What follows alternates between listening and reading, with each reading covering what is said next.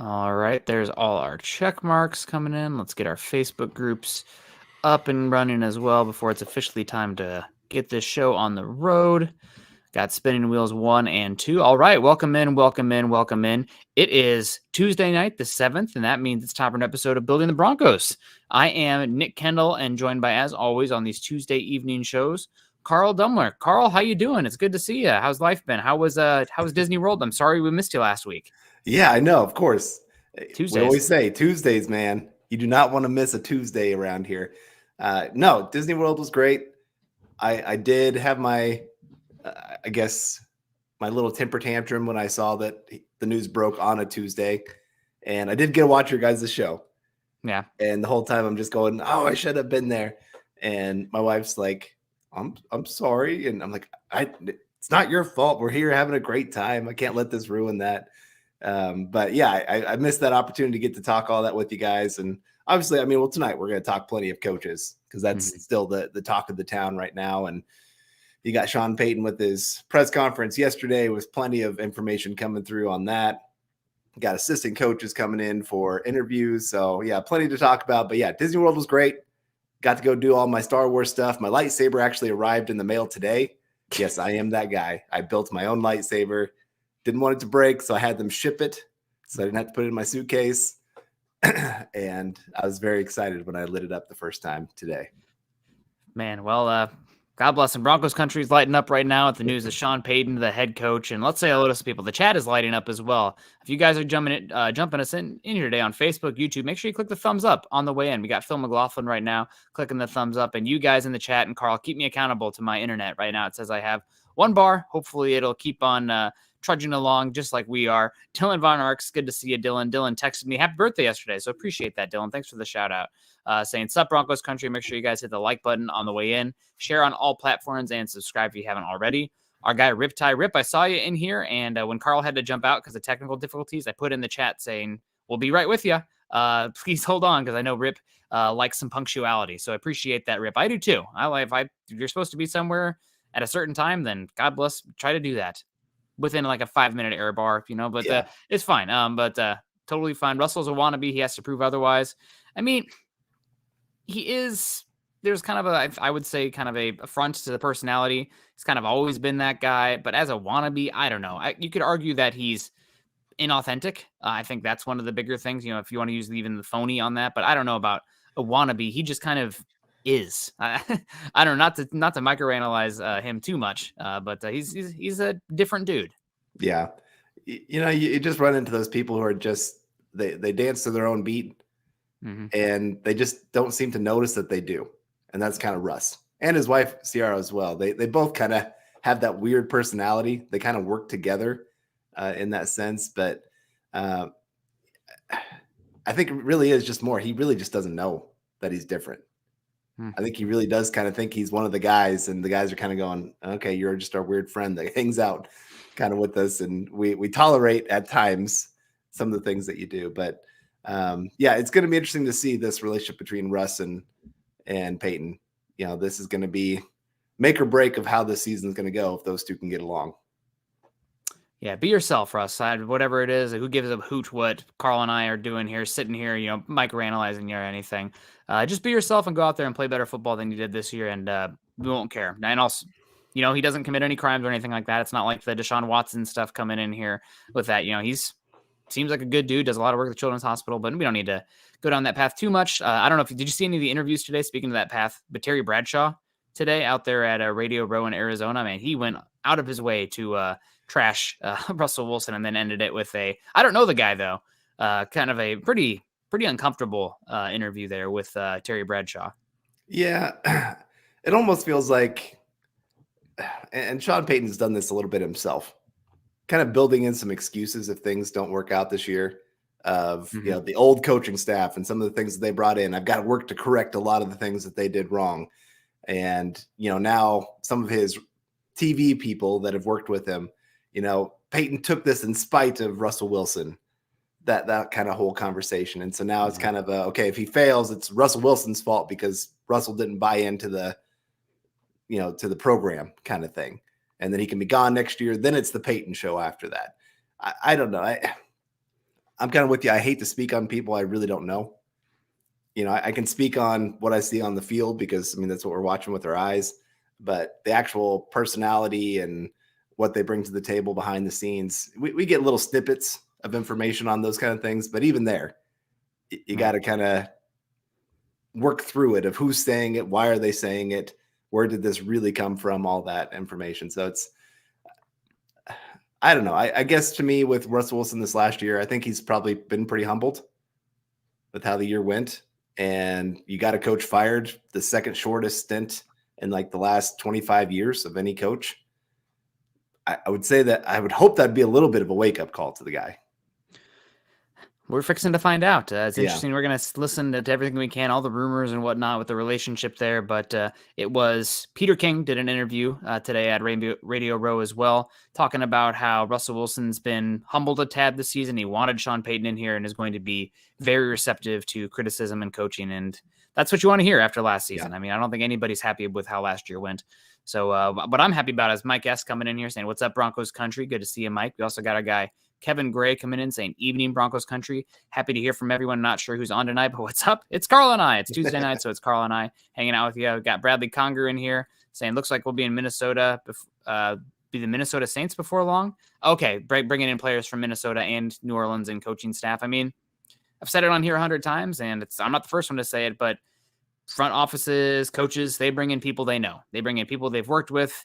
Sometimes you'll see people bring exterior folks in, but a lot of times I wouldn't say outright cronyism when it's people you've worked with in the past. When you're hiring your buddies, that's cronyism, but familiarity. It's a who you know league, and it's a who you know world. Yeah. You hate to bring in people that you don't really know what they're going to bring to the table. Like you can hear from other people, and like Broncos with Desai for the defensive coordinator position. That's a Fangio. Hey, we trust you. We trust your word on defense. We've worked with this guy. You know that he's going to be good for the program. Some of that comes into play. But for the most part, like you said, you're looking for guys that you have worked with before. The offensive line coach the Broncos are bringing in.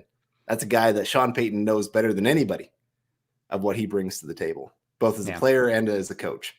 You're looking at some of these other options for the offense that they're trying to bring in. Curry for the offensive coordinator position. Again, somebody he knows really well that he can get his program set up quickly. It's the same message throughout the entire organization, rather than having to teach the coaches to then go teach the players. You're taking a step out of there. Yeah. 100%. Todd Ostendorf. Oh, I said it. I need to work on my 100%. Somebody in the iTunes reviews said, Nick says 100%. I do it way too often. So working on some new ones. 100p, Carl. 100p. Ooh, there you go. Or Hundo P. Todd Ostendorf. Always a Hundo P in here. Good evening, building the Broncos crew and Broncos country. Good to see you, Todd. We appreciate you coming in, joining us. Riptide, $2 over on YouTube, opening the floodgates there for the super chat, saying if Russell isn't on board, bench him. Sean Payton is the boss. There's an article today from NFL.com, Greg Rosenthal, who does a lot of good work for around the NFL at NFL.com. And he wrote an article about positions every single team in the AFC needs to target this offseason. And he said quarterback for the Broncos, talking about the issues with Russell Wilson, saying that Greg Rosenthal stated that he didn't think even Sean Payton could get Russell Wilson back to league average quarterback level, and that the Broncos should be looking to draft or pay somebody to come in to protect themselves. Another caveat about that, obviously, this is the long format article from Greg, so he can't go into as much detail as I did talking about it but when I sent it into Chad. But Russell Wilson, I think, has $37 million guaranteed. That becomes guaranteed if injury this upcoming season for the 2024 season. So if Russell Wilson is playing poor this season, having a backup quarterback that you can turn to soft bench Russ to protect yourself from that guaranteed money if you wanted to move on is certainly something to consider. Now, it's the ugly side of business, and we're not pulling for that by any means. But if he's playing poorly and the Broncos feel like that's their best option going forward, or there's weird locker room dynamics or head coach quarterback dynamics, then that's something that a possible reality in the future. Not, I wouldn't say likely, but possible. Yeah, and like you said, Riptide, Payton is number one in this organization right now, behind ownership. Yeah. Russell Wilson has fallen down that order big time. Last year, it was Russell Wilson at the top, everybody else kind of below all that. Because of his play, he doesn't have that cushion any longer with this team. So he has a bad year. If Payton says, hey, I can't work with this guy, I'm done with him. And even during the season, if he says, hey, this guy's not willing to listen, he's not willing to buy in, yeah, I'll bench him. And it's kind of like the Derek Carr situation with McDaniels. You hate to see it. And I don't think that was right what they did with Derek Carr. I don't think they've treated him well at all in this entire situation. And I hope that he does everything possible to make it very difficult on them this offseason. But again, if your guy's just not doing what you want him to do as a head coach, you got to make that kind of difficult decision. And then you got to live with the consequences if you do that to a guy that's been a starter for a long time. We got US Dave coming in saying aloha to you as well. Good to see you. And Swink McLeod coming in saying evening all. Thank you for tuning in here. Yeah, Mike Givens also keeping it rolling, saying good evening, Nick and Carl. Have a great trip, Nick. Great show this morning. Yeah, I think I did 50 minutes this morning by myself. My vocal cords are still struggling, but we're doing okay. Did a mock draft simulator as well. Carl, how many picks do the Broncos have right now in this upcoming draft? Because I did the mock draft simulator and I about lost my mind because I think they have the picks wrong. Is it 5 or 6? I think they have 5 right now with no picks in the 7th round. I think if I'm correct, they had 2 picks in the 7th round in the simulator. I'm like, this is wrong. How could they do this to me and making me look foolish? I look like an idiot. I went back and looked. They don't have any 7ths right now, at least according to the resources I looked at. But I digress. We'll see. The Broncos will probably end up with a 7th before they are on the clock there. Michael Ronquillo coming in saying good evening. Nick and Carl and building the Broncos. Good to see you. Our guy Paul saying hello, Carl, and Hawaii birthday boy. That's my name from now on, Hawaii birthday boy. Have fun, my friend. I will. I'm most excited about night snorkeling with manta rays.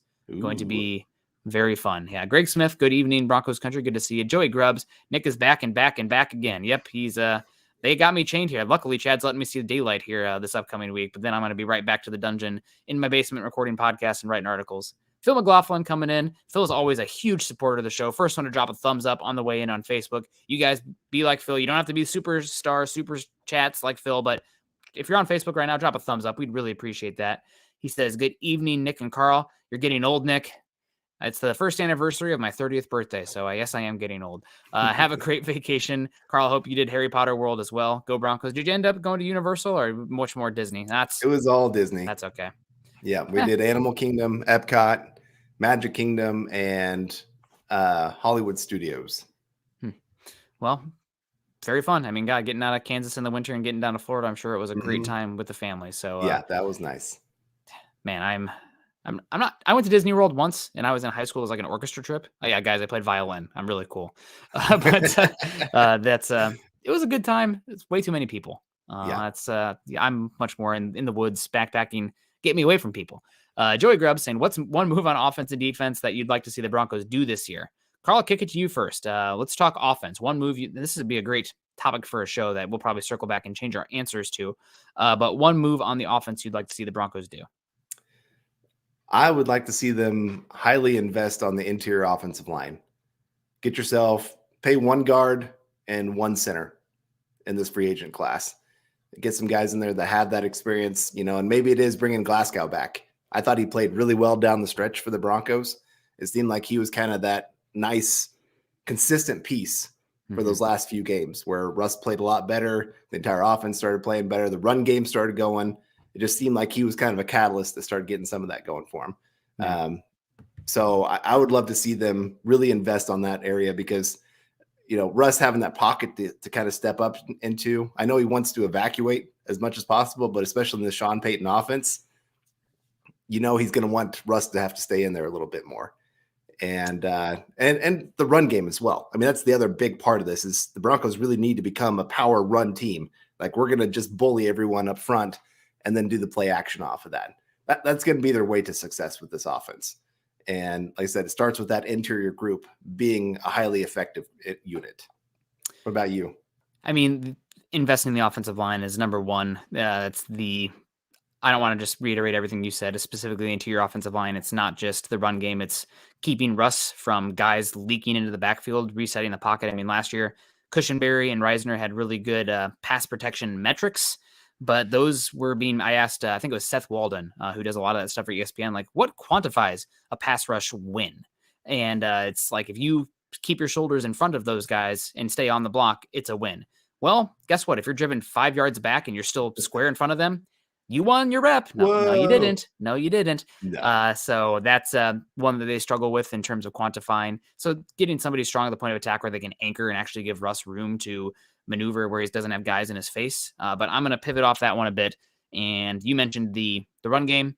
I think the Broncos have to add running back talent this offseason in some form or fashion, and specifically take advantage of the free agency running back group. I think there's a deficiency deficiency right now in the market for the running back position. I mean, when Saquon Barkley is getting paid, projected to get the same paid amount as what Corey Davis, wide receiver, is getting paid right now, you can probably take advantage of that market a bit. And I think this free agency market is going to be flooded with running back options. So pay somebody. I wouldn't pay them a big long-term contract. If it's anything more than essentially a 2-year deal, I'm out. But like a 2-year deal, you can even have it higher in guarantees to protect yourself with Jonathan Williams coming off injury. That's something I'd look to do. And you mentioned it, lean into the run game. Also, how much Russell Wilson's a home run to a check down quarterback, having a running back that if you give them the ball in a dump off, they can actually do something after the catch, a little bit dynamic in that department. Also bringing in like what Sean Payton's done with the running backs in the past game. So I think, you know how much I've been anti-running back for a while, but with how this team is set up right now, with also how the way defenses are playing right now, with how teams have gone so far the other way with the running back, I think you can actually get more bang for your buck paying a quality running back that will be available in free agency than almost at any point in history. Not paying him a 5-year deal. I'm not looking to reset the market paying Saquon Barkley or something, but let's say Dalvin Cook becomes available and you can pay him a 3-year contract, essentially a 2-year deal with the way the guarantees work out. Sure. Yeah, sure. Sign me up. That sounds great to me. Mm-hmm. All right. Defense. Yeah. I'll go first on this too. I mean, interior defensive line, I think, is going to be a huge, what they're going to do. Do you bring back Draymond Jones? It seems so up and down with that guy. Not on the field. I'm talking more like just what he does on social media. I know everybody gets driven crazy by what Russell Wilson does. Draymond Jones is the guy that drives me crazy because he has no problem just doing something that just puts you on edge of what is this guy thinking. You know, at one point he's sitting there talking about Sean Payton and I can't wait to play for this guy and he's going to be doing great things. And the next moment, liking tweets of how horrible it is to be trading for a quarterback when you have all these other holes that you need to fill and, you know, hating Russell Wilson and some of the things that he does. And so I want him back because he's a very talented player. Mm-hmm. But I'm starting to think maybe it is just time to do that sign and trade, get that draft capital, and then have that money to be able to spend even on that interior defense line. Maybe bring in 2 guys for the price of what Draymond would be bringing. Now, they're not going to be as talented, but at least you got some depth to be able to kind of rotate that unit. For me, defensive side of the ball, I think they should restructure Justin Simmons' contract, give him more guarantees up front, and maybe even add a year onto it. I'm not interested in trading Justin Simmons. I think he's a safety that can play in any scheme in this league and a very good locker room guy as well. If you want to free up some cash in the immediacy, approaching Justin Simmons with a restructure or even a somewhat of an extension that lowers his cap hit this season while bumping up his guarantees in the immediacy and long-term, I think is a move that I would do. I think, people talk about maybe trading Justin Simmons, but safety's aged pretty well. That's one thing out there. I know he had an injury this season, still had led the NFL, tied for the league lead in interceptions. And I think he's scheme independent. So I'd be approaching Justin Simmons with a restructure, get in some cash now. Maybe you can throw in some at the offensive line. Maybe you can throw in some of that money, bring back Alex Singleton or something like that. But I think that's a contract I'd be interested in keeping, and that's more just because of how much I'm interested in keeping around Justin Simmons. Right. So moving on, Leroy Williams, Mile High Salute, guys, back at you. Good evening from Dallas, born and raised in Philly. Man, you got fun times out there. By the way, I'm pulling for the Eagles on Sunday. I despise the Chiefs. Get in line, man. I am freaking sick and tired of the Chiefs. I was talking to my mom on my dog walk this morning. She's like, "Oh, are you not watching the Super Bowl this year in Hawaii?" We'll see what happens. But I'm more interested in Hawaii, and it's like, well, don't you care? I'm like, I don't care as long as the Chiefs are in because I'm so tired of them. Like I just have Chiefs fatigue, and this is me. Oh, boo-hoo. Chiefs fans clip this, point at me, laugh, whatever. But like, I'm done. I'm so tired of Kansas City. So I despise the Chiefs. They're not the Raiders for me. They're not even the Tom Brady led Patriots yet because we're in such a different league than them. So it's just like it's apathy versus full on hatred. Yeah, no. And I live in Chiefs Kingdom and I have all these Chiefs people going, "Hey, aren't you going to wear red on Sunday?" No, Like, why do you think I'd ever cheer for the Chiefs? The only team that I would maybe cheer them against is the Raiders, just because I hate the Raiders that much. But even there, like it's a very close thing because of how good the Chiefs have been recently. But we got Riptide coming back in again, says this is why Teddy B needs to be brought back. I'd be fine with it. He knows Sean Payton well, played really well actually under him, got himself a really nice contract from that time with Sean Payton. And as I wouldn't mind seeing one of those quarterbacks that's worked with him before, that he doesn't need as many reps to be ready for the season. He already knows the system. He knows the play calls. I think he'd be a great backup at this point. Cost wise, that might be a concern because I think he still might want a decent amount. I mean, it's just because Broncos are short on cap space. Man. So we got to be a little careful of how we're going to do that. And like I said, we can rework some contracts. But we got Michael Ronquillo coming in saying, thanks, Mile High Huddle podcast for selection me as the winner of the January Facebook Stars Bronco jersey giveaway. Go Broncos. Michael, you've earned it, man. You've been around. I don't know how long you've been around. It's been a long time, and I appreciate it. Seeing you week in, week out. I know you're day in, day out, but for me, it's week in, week out. And always appreciate those encouraging words after the show on Twitter. And so, yeah, definitely excited for you to win that jersey, bud. Yeah, appreciate you, Michael. And thanks, Riptide, for the $2 super. Greg Rosenthal also mentioned that article bringing back Teddy Bridgewater for that exact reason that you mentioned, Carl. Familiarity with Sean Payton out there, obviously, for a couple years in New Orleans. I wouldn't be against it. I don't know what the relationship would be like with Teddy Bridgewater in Denver, considering he was the quarterback here with a lot of these players. But we've had two regime changes since then. So I don't know if it's something the Broncos would be interested in, then I think he'd be a fine backup. I mean, by all accounts, he's a really good dude and liked in the locker room. The one that I'm most interested in, and he might be out of the Broncos' price range. He might not be interested in coming in and being a backup in Denver either. But I really think Jacoby Brissett would be an awesome option for the Broncos as well. This would be his fifth team in the league, so he's not really I don't think he's going to be getting big time starter money or anything like that. He's going to be 31 or 32 years old, and he was awesome this last year in Cleveland, a team that was pretty desperate for pass catching talent. Amari Cooper out there was pretty good, but that's like their number one need on that team on offense this offseason for that Browns team. And the Browns defense was horrific when Jacoby Brissett was the starter, but he finished the season base quarterbacks with at least 200 snaps, 13th in Football Outsiders DYAR. That's an accumulation stat. So obviously the more you play, the more you'll have, but the DVOA, that's a rank stat. He's seventh best quarterback in the NFL, according to that. Finished eighth best in ESPN's QBR, 12th best in EPA per play, and third best in completion percentage over expected. So he had a really good year. I don't think people are talking about it very much. And the thing that I like the most about Jacoby Brissett is that everywhere he's been, his teammates adore him. He is one of the guys in the locker room. They rally around him. Maybe that's something that because he'd be too liked, it'd be an issue in the locker room for the Broncos. Maybe they don't want to get somebody that's that much liked by the players to create some issues there. But we'll see what happens. But I really think Jacoby Brissett's somebody I would be interested in if he doesn't get a starting job from like Arizona this season or Tampa Bay or something like that. Right. Yep. Adam Strange, the Broncos have a defensive coordinator. Not yet, at least when the show started up today. Interviewing Sean Desai today, defensive assistant with Seattle, former defensive coordinator with the Bears, defensive backs coach with Vic Fangio for a number of years, graduate degree, PhD maybe, from Columbia, smart guy. Vic Fangio tapped on Disciple, one of his guys of choice in Denver. So for this position. So we'll see. It does seem like Sean Payton, the fact that he wanted to go get Vic Fangio kind of maybe not want to come back to Denver, given everything goes to Miami instead. But I think Sean Payton wants the Vic Fangio scheme here in Denver. I think he's identified that as what's the toughest for him to do and where NFL offenses are struggling against. So he wants that scheme.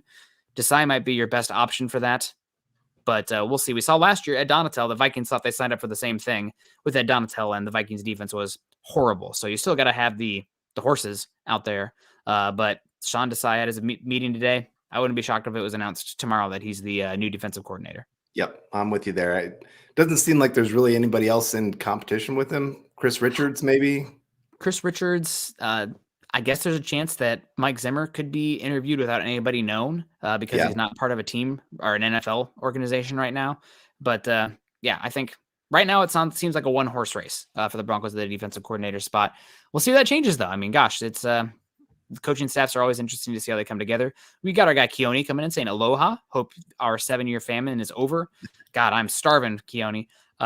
We also got Patrick coming in. Aloha. Also, good to see you, Mr. Dummer. Also, I'll be on the islands with you guys tomorrow. I'll be on Big Island though, so I don't know where you guys are at, but it's going to be a great time. Todd coming in saying, go ahead. I was just going to say, had some good coffee this morning. God, some white macadamia nut that he had sent me. So I appreciate that, Patrick. God, so good. Yeah, I bragged in my office. Brought in some of the tea as well. Todd Ostendorf saying, hi, Nick and Carl. Good to see you, Todd. Phil saying, I'm hoping that Russ is comeback player of the year. I'm hoping that he plays well enough to even get a vote next year, but he certainly would be a candidate. It would be interesting to see what happens there. Lee McNair saying, are there any players on the Saints team Sean might try to go for? Well, I mentioned it earlier. It seems like there could be a lot of cap casualties this year or running backs available for cheap trade. If Alvin Kamara is released or available for like a 2024 7th round pick, if you eat the salary, then sure, that'd be something that would interest me. I'm not sure what his contract would look like exactly, but there's been some talk about the Saints potentially moving on from him. I know there's been some talk about Michael Thomas as well, potentially being a guy that could be a piece the Broncos could target to acquire, is that big slot kind of player there for the Saints for a number of years. Maybe the issue is right now on the defensive side of the ball, they have some guys that would be interesting and available, but Atlanta has a bleep ton of money and they just hired the Falcons the Saints former co-defensive coordinator and defensive line coach. So I think like Marcus Davenport, I can't pronounce his name, the nose tackle from the Saints, who's really talented as well. His name starts with an A, one of the best run stoppers in football. I think those guys are going to end up in Atlanta following their defensive line coach, coordinator out there. But two names that make some sense to me on the Saints there with Thomas and maybe Kamara as well. Yeah. I've heard Andrus Peat is another that could possibly be a cap casualty. I know he's actually got a lot of dead money though. So I don't know if it really actually benefits the Saints a whole lot to get rid of him. But yeah, I do think all coaches, like we said earlier, they go to what they know. And if there's a player you think is going to fit well, yeah, you bring him in. And especially for the offensive line, running back, like you said, fits his system, what he wants to be able to do. But we got David coming in with the $2 super. Thank you, David, saying Sean Desai or Chris Richard for defensive coordinator. Pick one. I'll go Desai. I guess getting the Fangio stamp of approval weighs pretty big for me. You know, I know Fangio, the head coach, not great. But there's nobody that knows defense better than Fangio in this league right now, in my opinion. And if he says, hey, go get this guy. And like I said earlier, I mean, if nothing else, like he's really, really smart guy. He brings a lot of knowledge to the game. Sounds like he's done a great job coaching up secondaries. You look at that Seattle Seahawks secondary this year. They had a rookie that played outstanding. Yeah. They outproduced what anybody ever thought possible for that team. So you think of some of the young secondary players here for the Broncos, Damari Mathis, even Patrick Surtain. I mean, taking him even to another level. Yes, he was number one quarterback in all of football this year, but even taking him to another level, man, that gets scary. So I think I would probably go with him. Yeah, I would as well. That'd be one that would interest me. Also, we got Ruben coming in talking about the running back comment earlier. Why in the world would Cook come to Denver? We have Javonte Williams. Also, I think there was a mention of, I don't know if it was from, here we go. Also, Latavius Murray as a backup. Latavius Murray is a free agent. He might be back. I think he'd love to be back. It's kind of weird the love fest Denver fans have with him right now. He's fine down the stretch. Not really dynamic, but they really needed to run the ball, and he was a volume carrier, and it worked for them down the stretch. Not really did much after the catch, but you know that's fine. That's not his game. As far as Javonte Williams goes, guys, I am scared to death that Javonte Williams will not even be available next season, let alone be anything close to what he used to be. So he tore 2 ligaments in his knee in October. That could be a 12-month recovery. It could be a 16-month recovery. It could be never. So there's the more ligaments you tear in the knee, harder it is to come back. So if I was approaching this offseason as George Payton, I would assume that you don't see Javonte Williams next season, and anything you do get from him is a bonus. Right. Right sucks. Now, if I was being optimistic, I think by week 8, you could maybe start seeing a little bit of the old Javonte Williams. But that's being optimistic. The idea that he would be as good as he was his rookie season at the beginning of the season, I think that's that's asking for a miracle right there. But we got Riptide coming back in with another super chat here saying the worst contract other than Wilson is Gregory. Yeah, it's definitely not looking very good right now. Hopefully, it's going to be interesting to see who they bring in for a training staff and whether we can start seeing some of these injuries get back under control and maybe Gregory starts living up to it. I guess the Gregory contract doesn't bother me too much because it really wasn't too bad. It's really 2 years, $28 million. Compared to $14 million. Yeah, it's kind of chump change at that point. I mean, it's not anything to laugh about or anything like that. You still hope you can get some production from him. Yeah. I'm trying to think of a worse contract, I guess, at this point. Yeah. But you're probably right. It is probably the worst one other than Wilson this last offseason. Yeah. 100%. We'll see how what happens. God, I said 100% again. Worst contract, Gregory. Trying to think of one that would be worse. I mean, the short terms of obviously you got almost like nothing of Tom Compton, but he's already gone. You don't have many. Maybe you argue Cortland Sutton's contract right now. I know he's not getting paid very much, but he really struggled this year.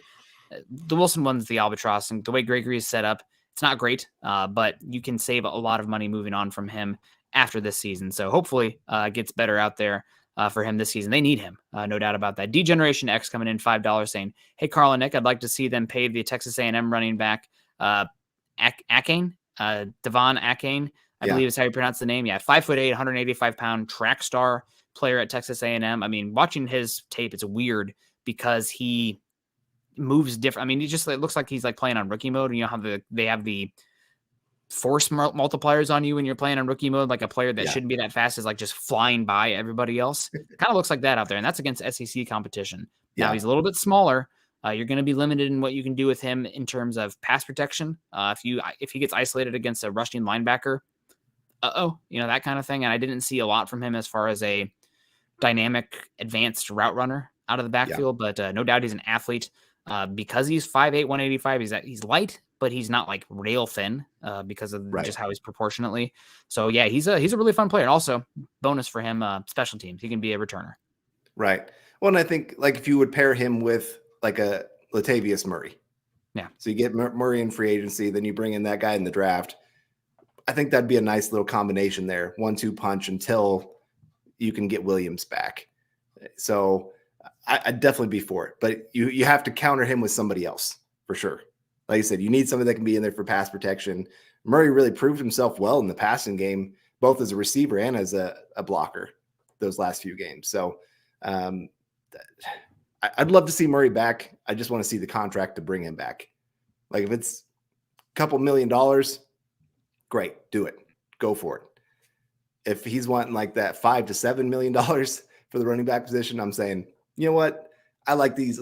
There's 20 other running backs out here on the market that make a whole lot of sense, that are younger, have less miles on them, all those kind of things. So it'll just kind of depend on that. But we got Mike Gibbons coming in here with a $19.99 super chat. Thank you so much there, Mike. If you got a question for us, definitely put it in the chat. We'd love to get to any questions that you have, but appreciate you supporting the show.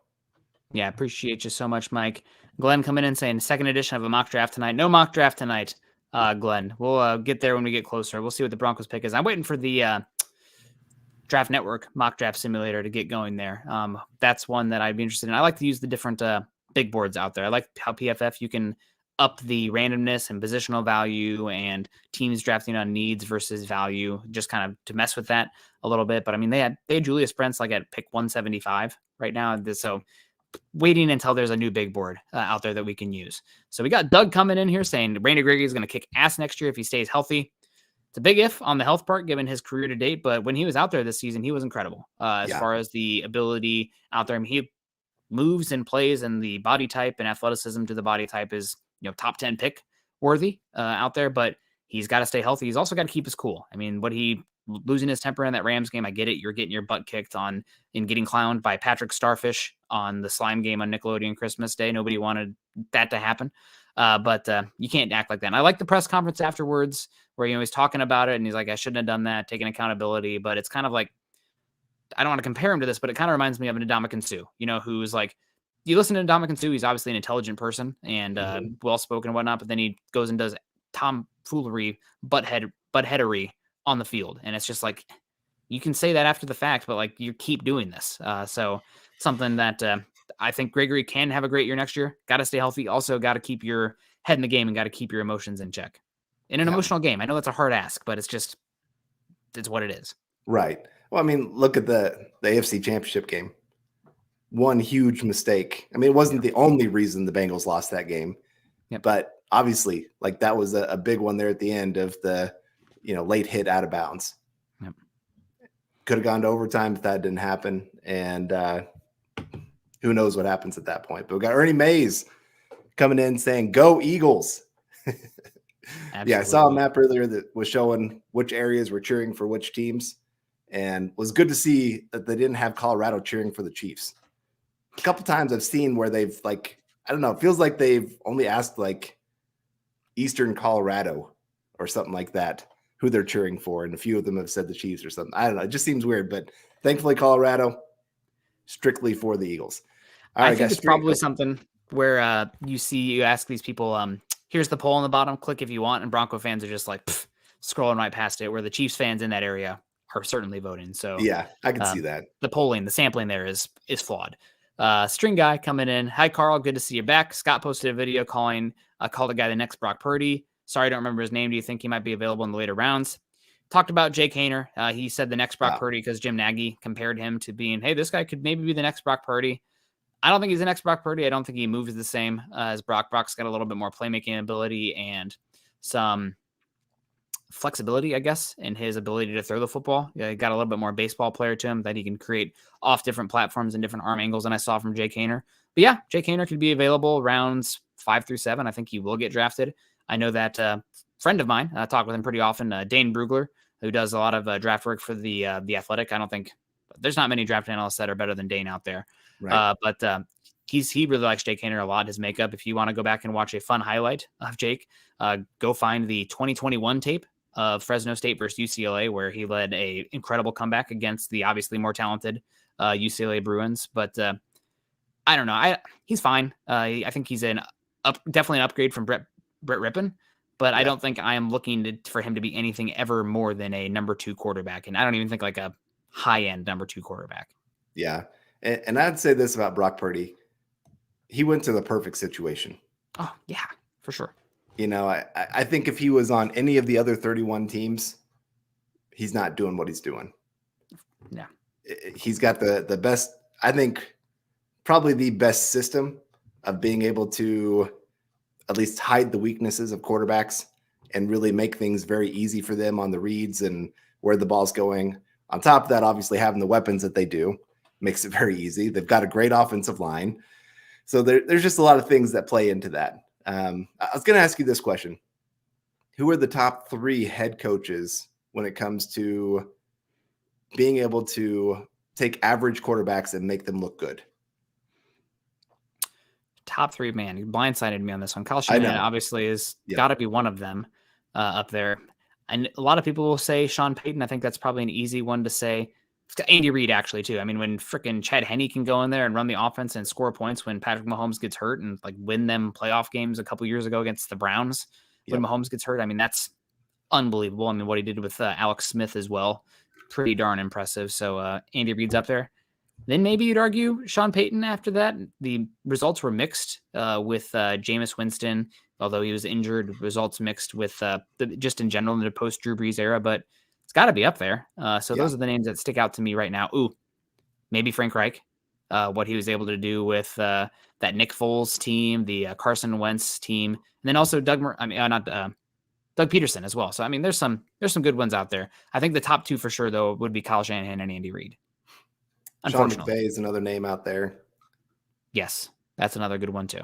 Yeah, I do think Sean Payton's up there, which is the nice thing for the Broncos that maybe they can find that diamond in the rough. They don't have to use a first-round pick on a guy to find success from the quarterback position.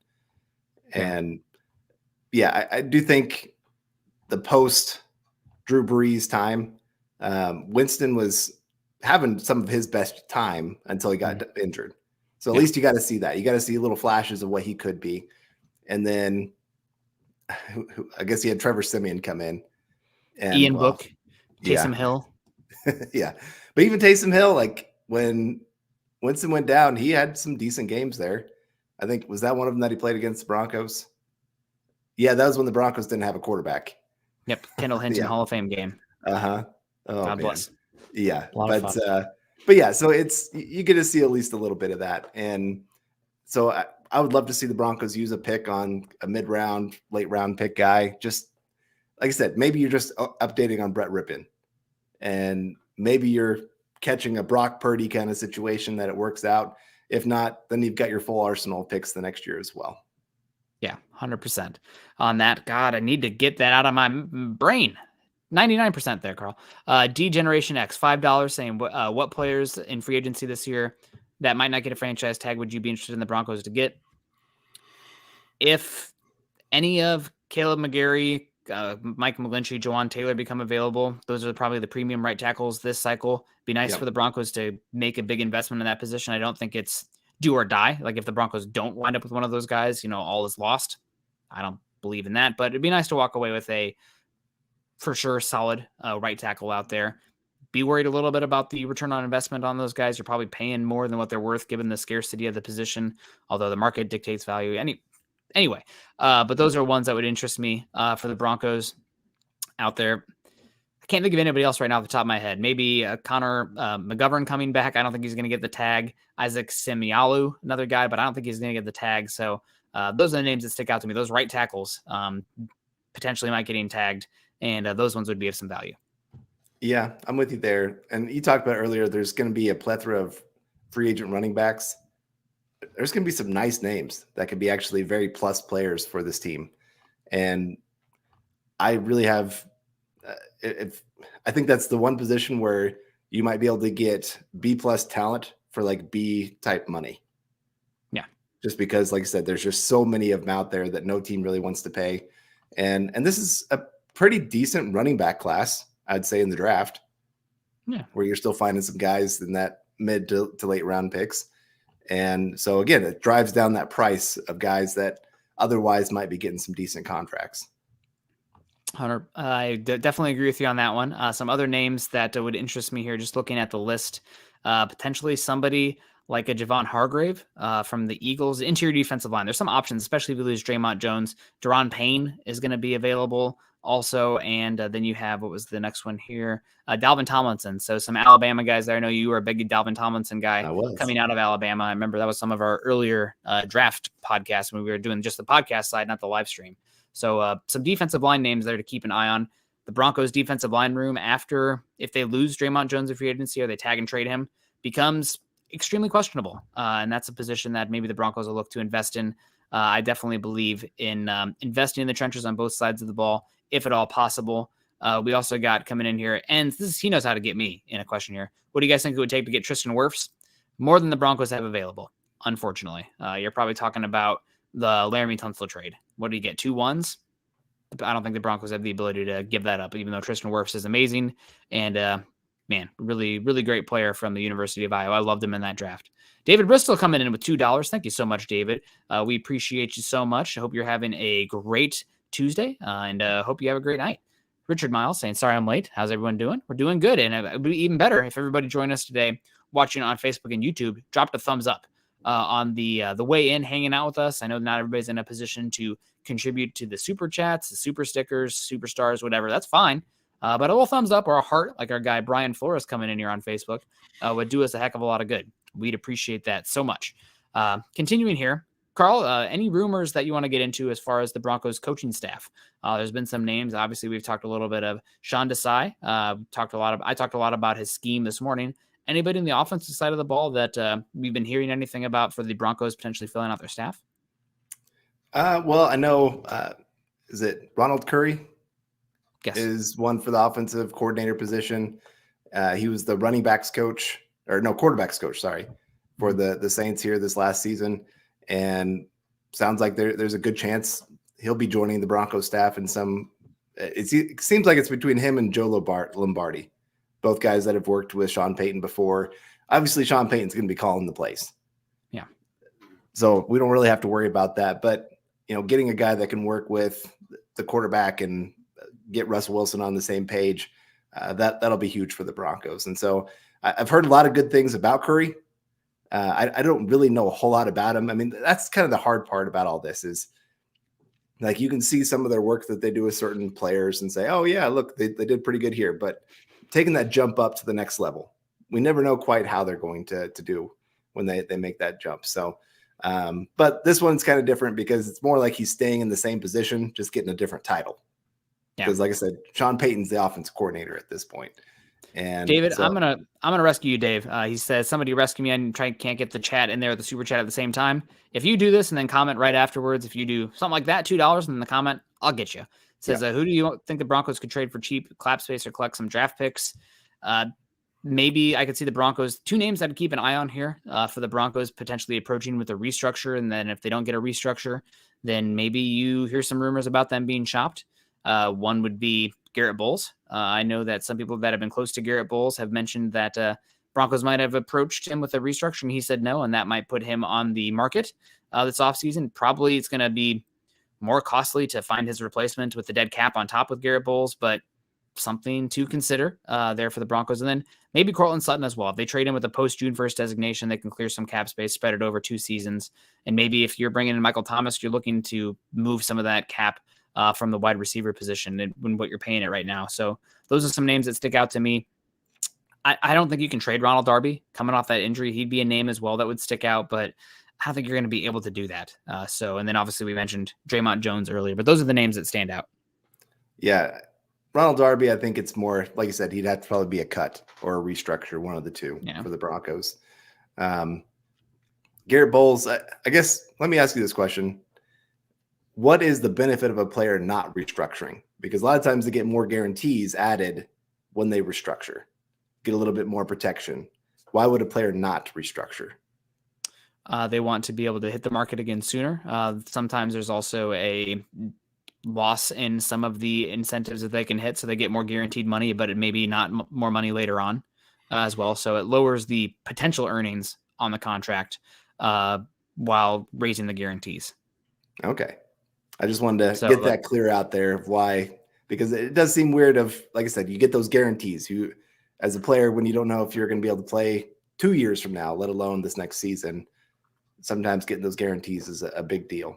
Yeah, like just easy math. Let's say there's a contract for, let's just say 10, whatever unit it is, it's 10, and you have 5 guarantee on it. Okay, well then I want to lower that 10 coming up here, but I'm going to pay you 7 guaranteed now. So now it's in your pocket for sure, but we're lowering it to 7 guaranteed with 8 possible. So the potential earnings drop, but the guarantees come in. A lot of times players do that because guaranteed money in your pocket is good to have. And also it gives you long-term flexibility. A lot of times when these restructures happen, the way the guarantees work, it's spread out over the duration of the contract. So you are more likely to stay where you are for multiple seasons going forward. It's one reason that, the Broncos could restructure Russell Wilson's contract. Don't think they will, because you're losing the flexibility, already limited flexibility of moving on from him if he struggles again this next season. So right. Will be interesting to see what happens. Back to Ronald Curry, though. Wanted to talk about him, and one of my thoughts on this, coached with Sean Payton there in the Saints for a number of years, former player, drafted by the Raiders and 7th round pick out of North Carolina. We don't want any Raiders.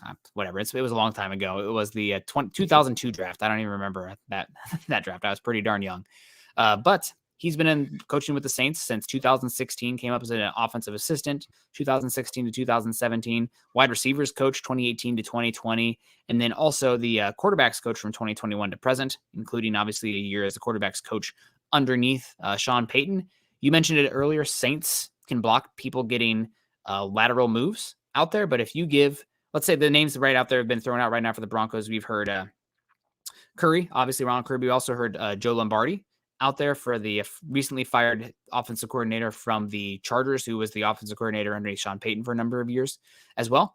You could bring in Curry with a promotion from quarterbacks coach to offensive coordinator in Denver, and then also bring in Joe Lombardi as the quarterbacks coach / assistant head coach or anything like that. And that would be a promotion from him. So you could actually have both coaches in there that you still want. Sean Payton's still the head honcho calling the plays and the offensive designer.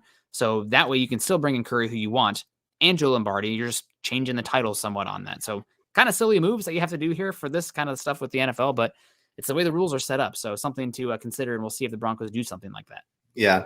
And I see a few people asking why not bring Wade Phillips back. I'd say one would be, I don't think we have the pieces here in Denver to run his system well. Yeah. I think that's part of why a lot of people love the Vic Fangio system, is you don't always have to have as much talent to be able to still have a very successful system. It's not so much based on individuals as it is just a collective unit. And so I think that'd be one reason that I would shy away from going in that direction. I love Wade Phillips, love what he did here in Denver, but he also had the perfect situation. Guys stayed healthy, had incredible talent. I mean, we're talking like maybe 4 or 5 guys are going to end up in the Hall of Fame eventually. Yeah. That's a rare combination to be able to get. And those other positions, those maybe other 5 or 6 positions, had really talented guys. It wasn't like they were just horrible players and you were relying on these 5 Hall of Fame players. So I don't want to take anything away from Wade Phillips, but it was perfect coach for a perfect situation. Wade Phillips is 75 years old. How demanding coaching is, the hours you have to put in. I mean, I don't think he'd really want it. I'm speaking for him there, but I would be shocked if he really wanted the grind of coaching and the demands of that, the hours, at 75 years old. So he had a great time in Denver. If he wants to come in and be, the Dom Capers defensive associate or whatever, supervisor, some sort of role where you can come in and bend his ear if you want and talk a little bit of thing or go over tape with him, sure. But as far as the defensive coordinator, I think that ship has long sailed. It's been 10 years since he was one of the older defensive coordinators in football when the Broncos won the Super Bowl, I guess 8 years. But I don't think that's in the future for the Broncos or for Wade. So Todd Ostendorf, $2 coming in saying how to prioritize edge rusher, offensive guard, and center in free agency. Edge rushers are going to be good. Edge rushers are going to be extremely expensive in free agency. It's the second highest paid position in football. If you want to bring in a rotational player, I think that's a possibility. Or if you want to bring in somebody that's way more scheme specific, if you're changing schemes at all up front, I think you could do that with a veteran on like their third contract kind of guy. But as far as free agency goes, I'm not looking to pay edge rusher big money this cycle, just how the team is set up. I would be okay paying a guard or a center big money. Carl, you mentioned earlier paying both of them big. I'd be okay bringing in, making a big splash at one of those spots and then going a little bit cheaper or rookie route on the other one. But I think you do have to walk away with a no doubt, plug and play plus player at guard and center, preferably center. Maybe it's something like you trade for Ryan Jensen. I'm going to just keep whispering that one into the universe until it happens with the Tampa Bay teardown, seeming inevitable. But I think you have to pay for an interior guy to come in and just be like safe, put that piece on the table and be like, okay, that's our guy there at center for the next 3 years. Right. No, I'm completely with you.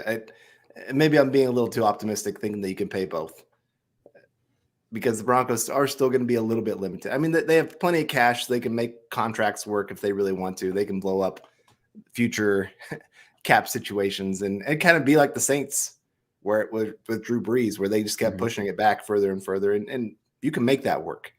You're going to have 1 year where you're going to, or 1 or 2 years, where you're going to have to pay the piper kind of thing.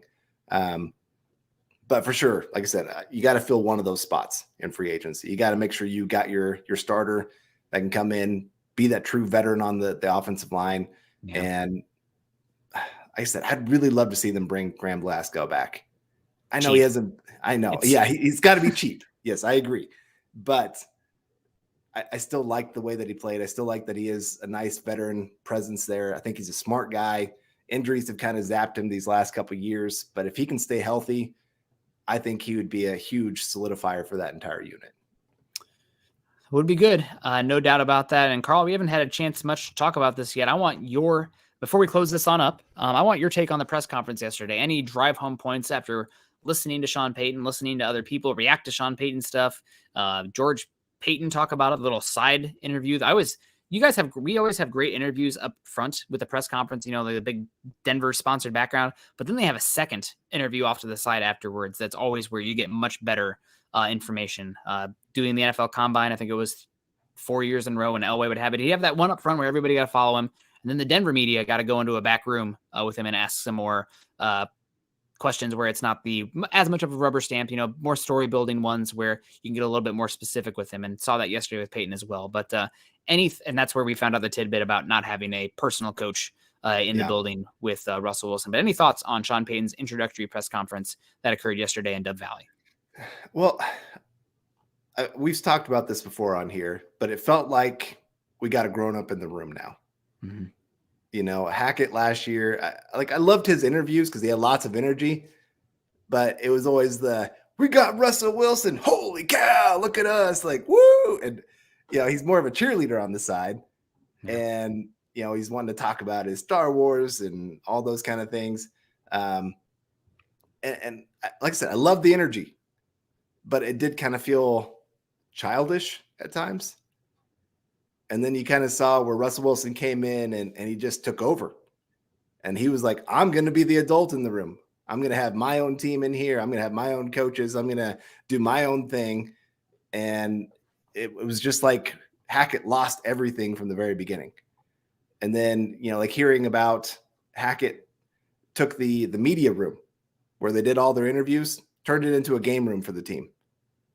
Like, I understand you want to build that chemistry, you want to build that unity among the group, but it just felt like there's so many things that he was doing just trying to be friends with the players, not be the real coach. Where Sean Payton, he didn't hold back. It wasn't hey, I'm going to go talk to Russ about these things. It's no, this is just not happening in my building. Mm-hmm. And he established control from the very beginning. And I was thinking, my dad was a teacher for a while. And he always told me, day one, you have to start out strong because you can always relax as the year goes on, but you can never start out relaxed day one and try to get stronger as the year goes on. Like, they'll never buy into it. And so the fact that he started out with a very strong message day one makes me feel so much better about this situation. Yeah, I agree with you. And one of the big talking points coming out of it, just Sean Payton making Russell Wilson one of the 53.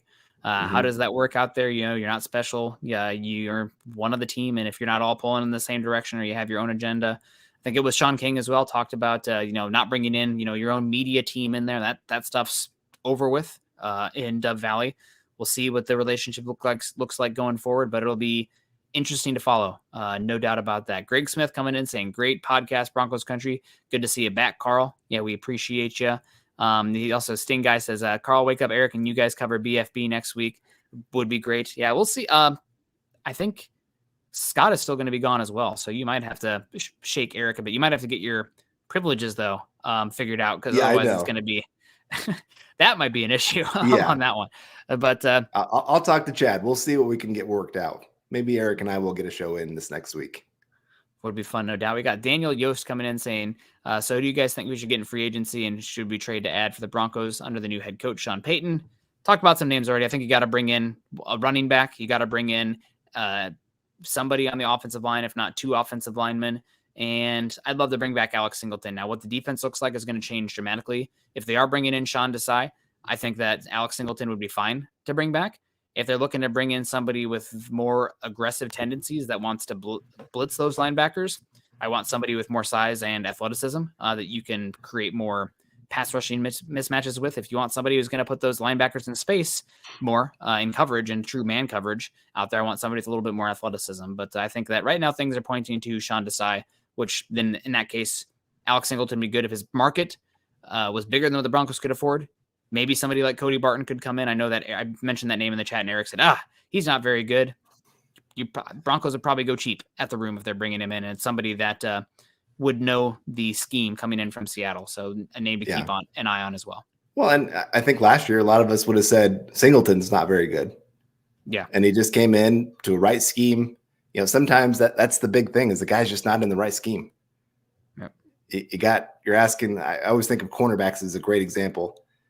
Maybe you have an off-ball guy that's trying to play press coverage, and he can't do it. He can't flip his hips and run down the field. He needs his eyes forward, or vice versa on that. Sometimes I can't remember who it was, but Broncos were trying to run a two-gap system, and a guy was more of a one-gapper on the defensive line. What year? So I can't remember. It's a few years ago. I think it was before the Fangio years. Might have been under Okay. Vance Joseph, but I just remember like he kept wanting to shoot gaps, and it was destroying the defensive line what they were supposed to be doing. But when he was trying to two gap, he was just getting shoved out of the play anyway. And so it just was not a very good fit. I think he was a great player, just in the wrong scheme.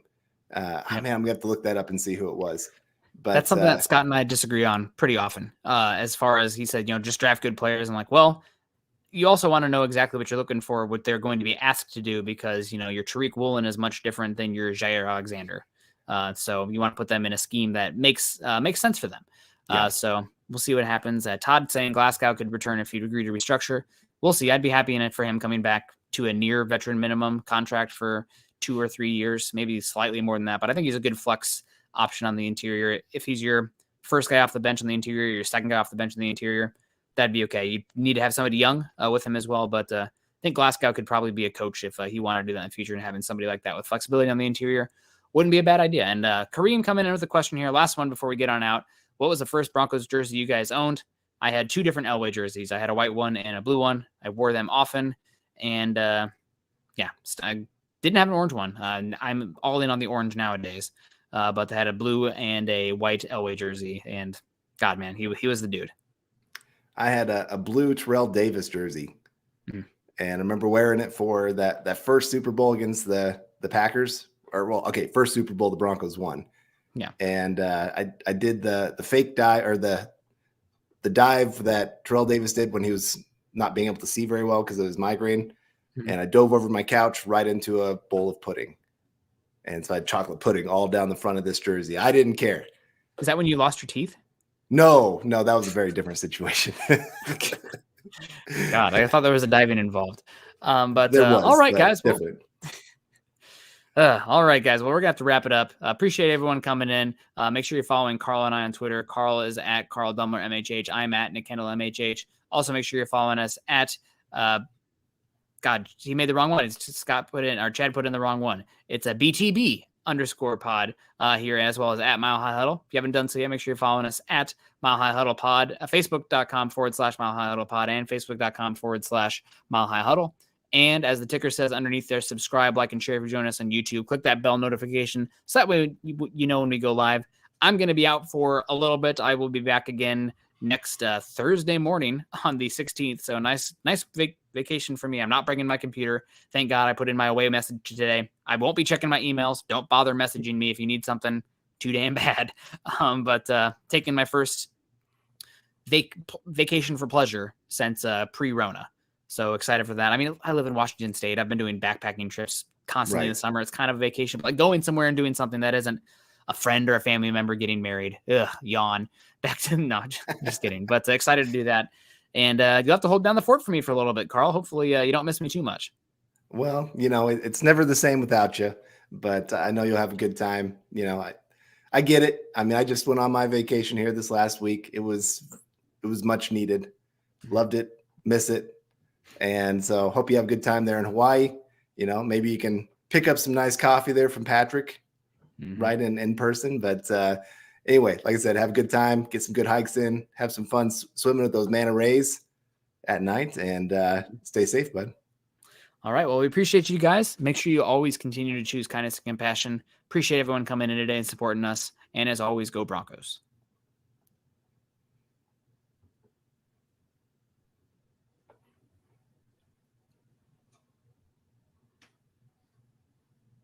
It's still going. I don't know. Ooh. Did it close for you? Nope. Huh.